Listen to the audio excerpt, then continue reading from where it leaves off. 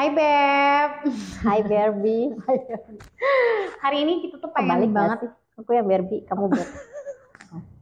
Barbie Iya dan sih. Beb ya, hari ini bukan Barbie dan Ken, Barbie betul. dan Beb. Beb, hari ini tuh kita pengen banget bahas apa ya yang seru banget deh di dunia persilatan si kosmetik ini. Mungkin tentang legalitas, pentingnya legalitas di suatu produk. Oke nggak? Boleh kita bahas itu ya. Karena kan sebenarnya sekarang tuh makin marak banget tuh produk-produk yang memang pokoknya nanti semakin banyaknya marak banget nih produk-produk yang di luaran sana tuh yang non BPOM, yang apa segala macam nanti kita bahas di sini ya. Boleh. Kenapa sih Beb? Menurut kamu ya, pentingnya si legalitas itu apa? Di suatu produk? Pentingnya adalah sebagai penjamin ya, penjamin mutu pastinya. Kalau penjamin, ketika suatu produk itu legalnya itu jelas, maka mutunya dapat dipertanggungjawabkan. Kalau nggak jelas ya bagaimana ya? Apapun yang tidak berizin itu udah pasti tidak ada yang bisa bertanggung jawab. Makanya sih kita tuh harus jeli ya menghadapi pertempuran kosmetik skincare yang sangat luar biasa. Ini mafia kosmetiknya juga luar biasa gitu. Jadi pilihannya sih cuma dua ya. Kalau dari kami nih dari segi manufacture, para mafia kosmetik ini harus dibina atau dibinasakan itu. Ya, tapi kalau untuk para customer harus makin cerdas. Harus lihat. Ya pasti cek lah. Sekarang pasti peraturan itu regulasi udah diupdate di mana-mana. Ciri-ciri barang palsu apa? Ciri-ciri produk palsu apa? Ciri-ciri tekstur produk yang baik apa? Ciri-ciri wangi produk yang oke apa? Yang satu, misalkan dari segi wangi biasanya tidak menyengat, ya kan? Tidak terlalu berbau obat. Dari segi color apa? Tidak terlalu ngejreng kemungkinan. Ya, tidak terlalu kuning sekali atau tidak coklat, tidak hitam. Tekstur tidak lengket seperti lem. Ya, nomor satu itu tidak lengket seperti lem itu udah, kalau udah melihat tekstur yang seperti itu udah deh jauh-jauh deh gitu. Terus dari segi kemasan itu patut dicek. Satu, terteranya pabrik yang memproduksi. Pabrik yang memproduksi itu wajib disertakan. Kedua, tertera nomor NA atau BPOM. Ketiga, ada nomor batch. Keempat, expired date. Ingredients juga harus komplit dilihat, di situ ada cara pakai dan fungsi. Nama brand sesuai dengan nama brand dan produk itu sesuai dengan yang dinotifikasi. Nah, kalau customer sudah jeli melihat itu, mudah-mudahan terhindar dari yang namanya mengkonsumsi atau menjual produk yang palsu atau kurang legal atau tidak legal. Nah, betul. Sebenarnya kan mungkin kita pun lebih mengedukasi masyarakat ya. Kenapa sih pentingnya memilih produk-produk yang memang legalitasnya itu jelas. Karena yang harus customer tahu nih, ketika memang kita itu memakai, misalkan mereka memasukkan kan banyak banget ya Beb ya, banyak banget tuh brand-brand owner yang memang mereka belum teredukasi lah sebenarnya. Kenapa mereka harus bermain ke sana? Kenapa mereka harus sudah punya produk yang legal tapi ternyata mereka memalsukan itu, sebenarnya untungnya apa? Mereka tuh ujung-ujung pasti akan rugi. Kenapa? Begitupun untuk masyarakat yang memang mengkonsumsi si produk itu. Produk-produk yang memang, karena memang mungkin sebenarnya gini Beb, di Indonesia ini kan marketnya putih adalah cantik ya. Jadi kenapa mungkin itu ada ladang peluang ketika memang apa ya, pembisnis dan mafia kosmetik ini berpikir ke sana, itu tuh mereka jadi lebih ke udah deh ini tuh cuan banget nih buat mereka gitu. Padahal kan mereka nggak tahu nih efeknya itu bagaimana nih ke setiap orang yang memang memakai ataupun mengkonsumsi si produk tersebut. Bisa sampai apa sih Beb? Menurut kamu itu kan luar biasa sekali ya. Ujung-ujungnya itu bisa sampai kanker kulit. Apalagi sekarang tahu nggak sih merkuri itu yang memang kebayangnya untuk besi aja itu dia bisa bisa putih cantik, apalagi dipakai di kulit kita gitu. Dan tahu nggak dampaknya apa?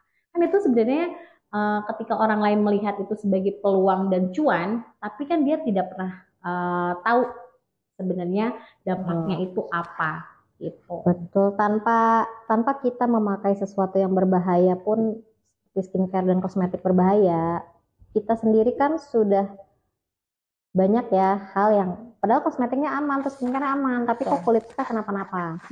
Gitu. Itu karena kadang di dalam diri kita juga sudah ada mungkin penyakit tertentu atau alergi tertentu yang tidak kita sadari.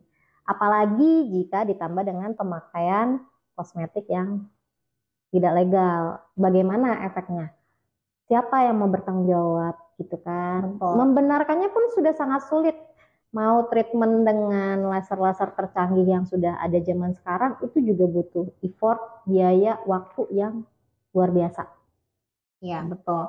Dan mereka pun nggak tahu ya sebenarnya kita tuh sudah dilindungi oleh undang-undang ketika memang si kosmetik ini ada yang memalsukan, ada yang memang memakai. Itu banyak banget ya, Beb. Itu kejadian dan kita sebagai manufaktur pun merasakan hal itu ya ketika memang orang-orang yang tidak bertanggung jawab mereka membuat produknya, NA-nya keluar dari dari pabrik, tapi tidak produksi di kami. Tidak produksi di pabrik kita. Gitu. Sebenarnya sih juga jangan selalu menjurus bahwa yang memasukkan sudah pasti owner brand, tidak ya. Karena mafia kosmetik itu sudah ada sejak zaman dulu. Makanya kita sebagai manufaktur pilihannya cuma dua. Ada yang masih bisa dibina atau langsung dibinasakan, gitu saja.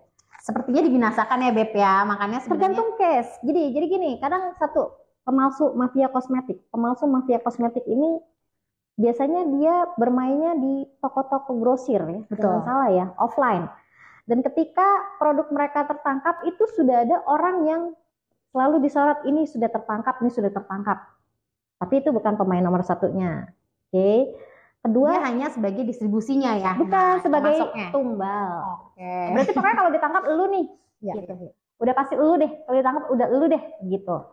Ibaratnya kayak gitu. Nomor dua, pemalsu yang paling memungkinkan setelah si mafia kosmetik ini adalah owner brand. Karena dia yang paling tahu desainnya apa, produknya kayak apa, spek kemasannya, spek isinya, itu adalah owner brand. Dan yang terakhir ya kompetitor tentunya. Ya kan? Ketika kompetitor memalsukan, sudah jelas tujuannya adalah ya menjatuhkan lawannya. Seperti itu sih kurang lebihnya. Betul. Jadi sekian banyak pemain pemalsu ya kalau dikategorikan dalam ketiga kategori itu yang terbesar. Kalau ibaratnya pedagang curah atau apa yang krim racikan kiloan yang ramai bertebaran ya itu kategorinya masuknya mafia kali ya, karena kan dia juga pensuplai kan, pensuplai itu nggak bisa modal kecil kan begitu kan, maksudnya seperti itu. Jadi 3 kategori besar pemalsu yaitu satu mafia kosmetik, kedua owner brand, ketiga kompetitornya. Wow, gitu. 3 hal ini 3 hal yang luar biasa sekali ya. Sebenarnya kita tuh lebih ke ketika memang kita bekerja sama dengan suatu brand owner membuat si produk yang legalnya jelas. Sebenarnya nggak habis pikir nggak sih, Beb? Kenapa sih mereka melakukan hal-hal seperti itu gitu? Kadang tuh gue tuh nggak habis pikir aja gitu. Mereka tuh seneng banget. Kalau misalkan mafia, gue udah kebayang lah kenapa mereka bermain di sana. Gitu. Tapi kalau misalkan untuk brand owner, ketika mereka bermain di sana tuh sebenarnya mungkin apa yang ada di otaknya biasanya gitu. Apa yang difikirkan oleh si brand owner ini tersebut. Pengalaman aku sekitar ya 7 tahun ya di dunia manufacturing ngadepin ratusan brand, handle ratusan brand ini. Salah satu faktor biasanya lamanya produksi di pabrik. Ketidaksabaran menunggu legalitas keluar. Ketiga juga terakhir sudah menerima duit dari customer dan customer sudah minta barang. Mendesak. Ya kalau profit jangan ditanya, sudah jelas dia mengincar profit. Jadi masalah profit ya tidak ada orang yang mau berbisnis kalau tidak mengincar profit kan begitu ya. Cuman saya sih lebih mau mengedukasi masyarakat juga, maksudnya ketika ada terjadi pemalsuan di luar sana, selalu banyak yang bilang mengapa pabrik mendukung, mengapa pabrik tidak bertindak. Itu ketika bertindak ya tidak harus selalu berisik, bukan ya? Karena kita sebagai manufaktur itu banyak hal yang kita pertimbangkan. Satu, keamanan dan kenyamanan customer lainnya, dan juga pasti keamanan kenyamanan internal kami pabrik sendiri. Kita juga pasti sangat-sangat bekerja sama dengan yang namanya institusi pemerintah seperti BPOM tentunya nomor 1, kedua juga pihak keamanan ya, atau mungkin kepolisian. Karena semua sistem itu sekarang sudah terintegrasi. Dan mau ingetin ya buat para owner brand ya, sebenarnya divisi pemerintah dan kepolisian atau keamanan negara kita ini juga sudah sangat memperhatikan perkembangan kosmetik. Kadang mungkin kalian melihat siapa nih yang ngelaporin produk saya atau temuannya dari siapa gitu kan. Ya yang nemuin ya mereka itu institusinya sendiri gitu kan. Entah Bapak polisi, entah Bapak Ibu BPOM. Karena apa, mereka juga ada divisi sendiri yang khusus untuk membeli, mencermati, mengamati. Jadi kemungkinan pembeli kalian adalah belum tentu customer ya. Banyak pihak pabrik juga kadang beli, karena apa, kita juga harus mengkontrol gitu produk-produk yang memang kita distribusikan. Apalagi jika kita curigai perasaan PO-nya tuh hanya 1.000 ya, tapi kok dia ternyata lakunya sudah 10.000 ya. Pasti sudah tanda-tanda. Walaupun kita tahu kadang itu trik marketing ya. Kedua, tapi kok ini PO udah lama nggak ada, itu kok barang beredar terus gitu. Itu juga harus kita waspadai gitu. Kita sebagai pabrik pasti melakukan banyak tindakan ya, cuman pastinya ya tidak perlu dipublish juga tindakan pabrik kita. Ada banyak yang nanya banget ya, kenapa sih pabrik diam gitu masalah kemarin ya? Masalah yang mana nih? Masalah kan ada terus ya. Oh iya, masalah debu. Gitu. Ya. Banyak lah sebenarnya, kita mah lebih pengen ke mengedukasi, ayo kita sama-sama kerjasama dengan baik, dengan produk yang baik, ke customer pun tersampaikan produk-produk yang memang berkualitas, secara kualitasnya oke. Jangan sampai customer ini ataupun pengkonsumsi si produk ini tuh mendapatkan produk-produk yang legalitasnya tidak jelas ya Beb ya. Gitu. Dan untuk para brand owner, ayo kita sama-sama membuat produk untuk negeri kita ini produk yang baik, legalitasnya jelas, untuk percuanannya pun sebenarnya sudah jelas ya, tanpa harus bermain ke sana gitu. Dan untuk para pemain dunia kosmetik ya, mafia kosmetik, mereka lebih, kalau kata saya sih lebih kayak, menurut lu harus dibina atau harus dibinasakan? Dibina. Kalau mafia sih sudah susah dibina. Gue nggak mengurusan sama mafia kosmetik. Itu kalau mafia kosmetik sudah jelas sebenarnya harusnya dibinasakan. Tapi kan kayaknya yang mampu membinasakan sih pemerintah ya, bukan pabrik ya. Betul. Gitu. Nah makanya kalau masih skalanya owner brand, selama owner brandnya masih bisa kooperatif, betul ya, kooperatif masih bisa dibina ya, kita bina terus. Kenapa? Tidak ada manusia yang tidak melakukan kesalahan ya. Pabrik juga pasti banyak kekurangan, namun yang jelas pabrik tidak, sangat kecil kemungkinan pabrik melakukan hal yang tidak legal, karena pertaruhan kita luar biasa. Betul. Gitu. Jadi sudah pasti pabrik itu tidak dari segala sisi, iya itu tidak mungkin mau melanggar peraturan, apalagi secara legal itu sudah tidak mungkin, karena pertaruhan kita luar biasa dan pertanggungjawaban kita juga luar biasa. Oke deh, pokoknya hari ini sebenarnya kita senang banget ya bahas ini, karena untuk edukasi semua masyarakat, brand owner, para mafia, hai, pokoknya kita titip cari Beb. Kalau aku Barbie ya. Bulan-bulan. Sebut nama dia. Maaf ya, dia Barbie ya. Ayo nanti sekalian ya, pokoknya kita tuh next dari sini kita pengen bahas beberapa lagi ya, produk yang baik itu seperti apa sih.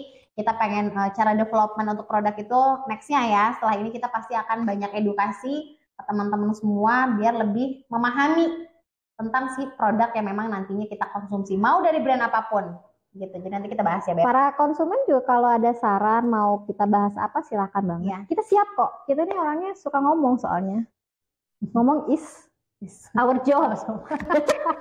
Ya mungkin efek kita nggak jadi pembawa acara berita ya, mungkin ya Beb ya, kita beritain diri sendiri aja ya. Pokoknya sampai ketemu dengan Barbie and Beb. Dadah.